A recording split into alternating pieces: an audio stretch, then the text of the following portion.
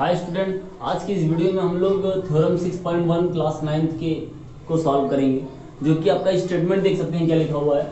If two lines intersect each other then the vertically opposite angles are equal. मैंने आपको vertically opposite angle के बारे में बताया कि वर्टिकल अपोजिट क्या होते हैं, ठीक है, और दोनों आपस में हैं।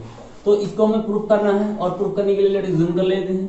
एज्यूम करते हैं, मान लीजिए हमने ये क्या ले लिया, ए बी, और यहाँ से ये सी डी, हमने दो लाइनें ली, और जो एक दूसरे को कहाँ इंटरसेक्ट करती है, ओ पर इंटरसेक्ट करती है, ये आपका ओ।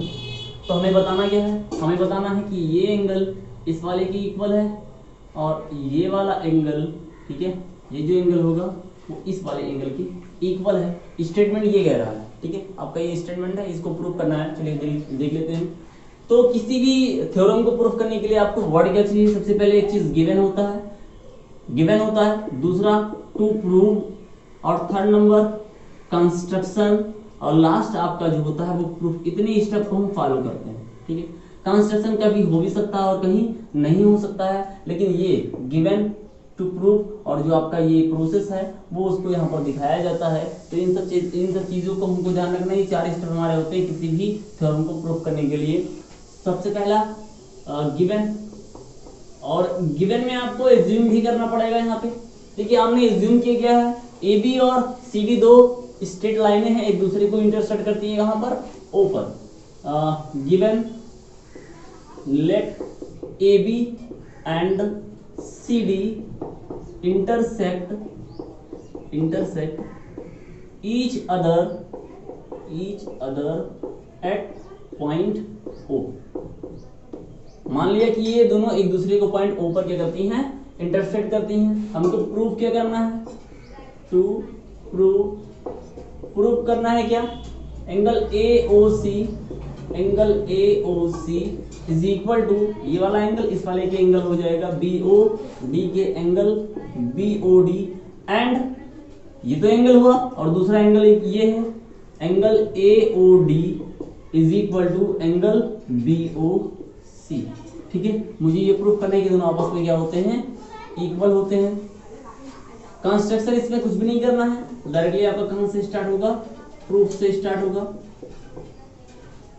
स्टार्ट होगा। आप देखिए ये एक स्ट्रेट लाइन है, ठीक है, A B is a straight line, A B एक स्ट्रेट लाइन है, और ये O C stand on it.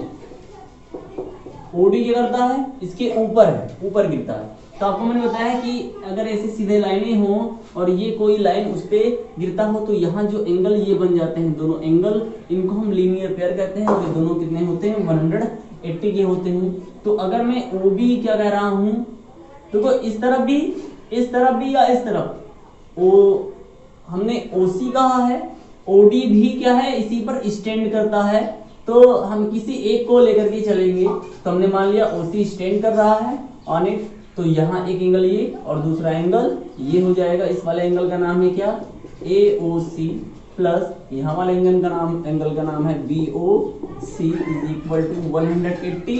इसको क्यों ये होता है लीनियर पेयर, ठीक है। लीनियर पेयर, दो एंगल का सम स्ट्रेट लाइन पर अगर एंगल बन रहा हो तो उनके सम जो होते हैं वो 180 होते हैं, लीनियर पेयर। इसी तरीके से देखो आप, सी डी इस बार ये C D is a straight line, C D भी क्या है, स्ट्रेट लाइन ही है, and C D straight line है, और O A stand on it, O A इस पे स्टैंड है, खड़ा हुआ है, रखा हुआ है ना। तो यहाँ पे ये स्ट्रेट लाइन है, तो एक एंगल ये बनेगा, दूसरा एंगल ये बनेगा। एंगल के नेम क्या है, angle A O C plus angle A O C हो गया, और A O D, angle A O D is equal to 180। क्यों, लीनियर पेयर। क्या है ये, लीनियर पेयर है।